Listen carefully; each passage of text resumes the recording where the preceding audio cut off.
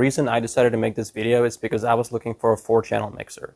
I didn't want to shell out about $1,200 for the DJM 900 Nexus. But I did get some CDJ 2000 Nexuses. Essentially what I wanted to do was use synths and other stuff through Ableton and sort of have it run through the mixer at the same time.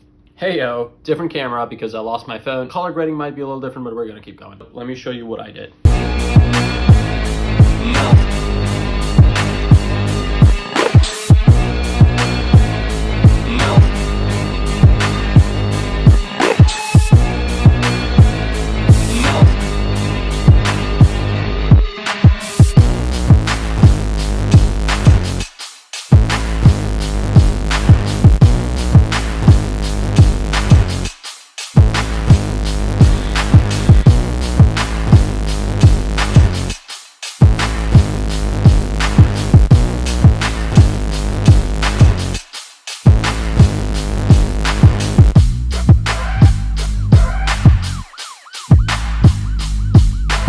You get all the effects you need, you get all the channel ins and outs you need, you also get a Sends channel. Because you can still record your mixes to the computer, you have full 4-channel control, you have this little surround button as well, which sort of saturates the highs a little bit. With the module that we install, you get all the effects that you want.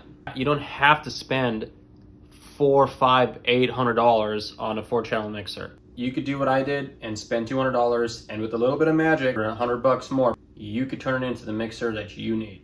If you like this content, please consider subscribing. Try and check out my music and see if it's something that you like. And if you do like it, then follow me on Spotify or Apple Music or one of the various platforms I'm on. It means a lot, and I appreciate your support. I'd love to show you some cool tricks that I've figured out and some stuff that I've built.